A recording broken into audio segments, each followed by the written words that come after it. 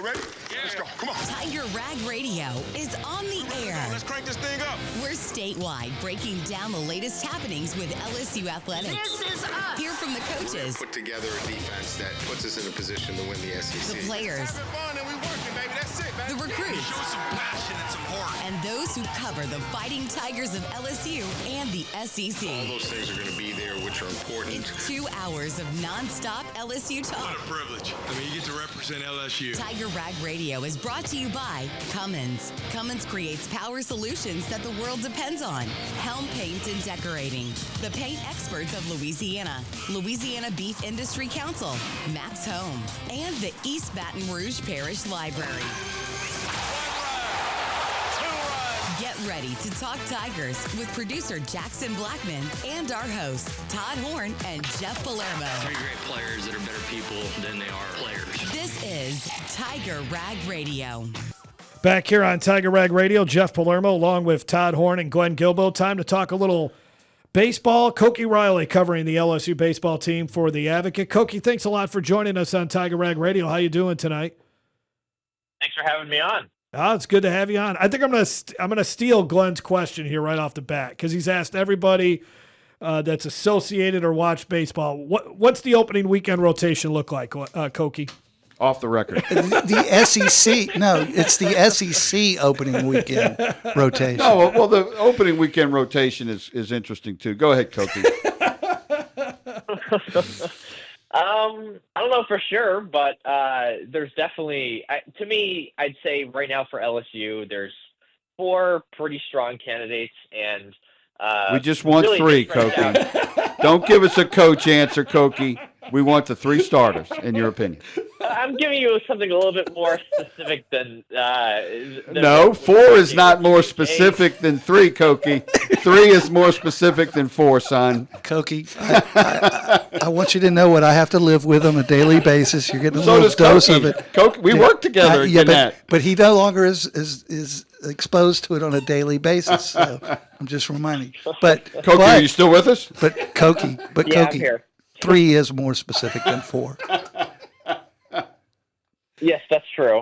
But if I'm being honest, I don't really know who the 3 will exactly be. I have a good idea who 2 of them will be. Okay, for go. Sure, and then the third spot is kind of open, at least between 2 guys at the moment. I'd say Kade Anderson, the lefty, who played a pretty key role on the bullpen last season, started a lot of midweek games, had, I believe it was a 13 strikeout performance against Southeastern at one point. This year he looks sharper. He's throwing at the ball a little bit harder. He added a slider that's been really effective, and he's looked kind of dominant at times during this preseason. And I have a lot of confidence in him just having a really good season and being a potential first-round pick this upcoming summer. And because of that, I think he's going to earn his starting spot. And he might actually be the Friday guy to start the year. The other guy would be Chase Shores, and Shores, his preseason and his fall hasn't been perfect, but we know how talented he is. Fastball that can get up to 100. He's thrown a really good slider during this preseason. He already has a pretty good changeup, so I'm pretty confident that he's going to start, even if there are some struggles to start the year with him, whether it's control, whether it's his control, whether it's getting his velocity back up to where it once was. I just think it's better off for him to know when he's going to pitch and for how long, and to be able to prepare for as long as he needs to ahead of these starts. So coming off the injury. So I think it's going to be those 2 guys in the rotation, at least to start the year. And then for the last spot, I think you're looking at Anthony Eyanson, the UC San Diego transfer, pitched for Team USA this past summer, had pretty good numbers this past year. And he's a guy who pitched 82 innings last season, and there's just a stability with him to pair with a fairly high ceiling. Given that his fastball, he can run it up to the mid-90s and has a couple good breaking balls. But I do think he's in competition with Conner Ware, who is a junior college transfer, left-handed pitcher, a guy who, I mean, he only pitched some 30-odd innings last 2 seasons at junior college ball because of injury. But Jay Johnson said he was the best pitcher they had during the fall. So I think he's a guy who he could have easily been selected in the MLB draft this past year if it weren't for some of those injuries in junior college ball, but the injuries kind of allowed LSU to scoop him up for the season. So that's those are sort of the four guys who look in the rotation, and there's some others who they've lengthened out into multi-inning roles, but I just don't really see as starting options, at least to start this season. That was a good answer, Koki. I'll have to give you that because especially all the, I want to say crap that was thrown at you at the beginning there. That was a really good answer. I don't know if you're allowed to say that, but you did. Hi, I'm Mike Munderland, and we're here to smash the capital city's trash. Smash My Trash is a revolutionary compactor for large dumpsters, sometimes reducing the volume of waste by up to 70%. This means fewer hauls per month and big savings for your business. Fewer hauls and compacted waste will also result in a positive impact on our community and our environment by taking up less space in our local landfill sites. Schedule your company's free demo today. Call 225-497-0101.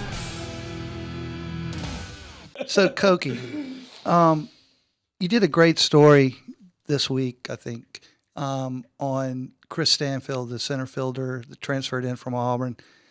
He had some hitting issues.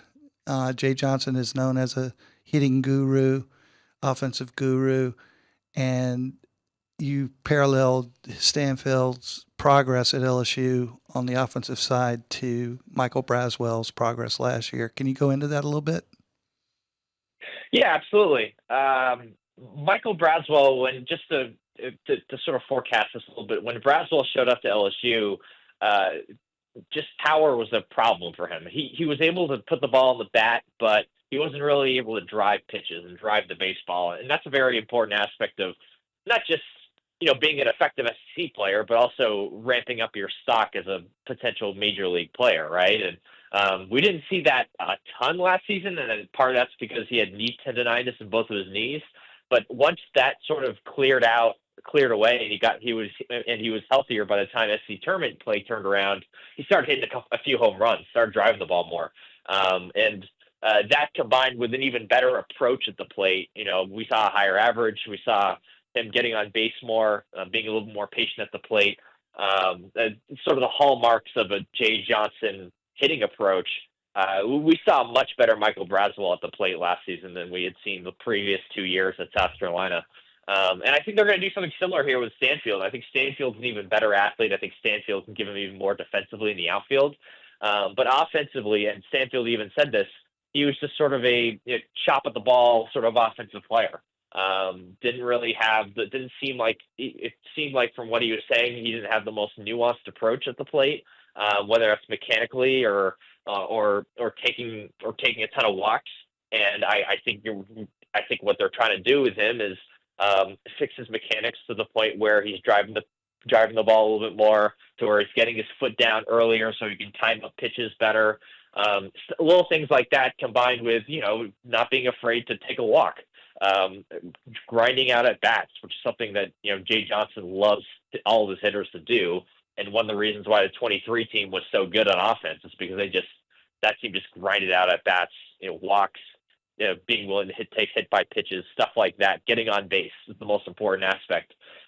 Is a key core principle to the Jay Johnson philosophy. And I think Chris Stanfield, I think he's been taking a lot of this sort of stuff to heart. And I don't know if it's to heart, but I think it's definitely like a big aspect of his development this offseason. And I'm really curious to see how it turns out. And so far this preseason, I will say he's hit the ball pretty well, and he's driving the ball too. And there's no reason to think that he can't hit 10, maybe even 15 home runs this season if this all clicks. Because he has the frame and the athleticism to do it. Maybe get a little bit stronger, but other than that, the kid's really, really talented. You can see it with how well he moves around the field, whether it's defensively or on the base paths. Yeah, would you say he's the fastest player on the team? Either him or Curiel, the freshman outfielder, who is a guy that I think a year ago today, if you asked me if he was going to be on the team, I would have definitely said no, because he was probably one of the more the bigger named players in the country from that class. But for whatever reason, Major League Baseball didn't love him. I think a lot of it probably had to do with the lack of power that he has. But again, he added 12 pounds since the fall, and in terms of like contact skills and defense and speed on the base paths, like he's as athletic as anyone on the team. So, Koki, we got to run. I think that's a big thing for them. Koki, thanks a lot. We'll get you back on here soon. Joining the Army is more than a chance to serve your country. It's also a great career move. All my personal experience, I've been able to build upon that so that I could achieve construction management and training, go for a project manager planner. So when I get out of the military, I'm able to pursue a career in construction management. Get the experience you need through service in the United States Army.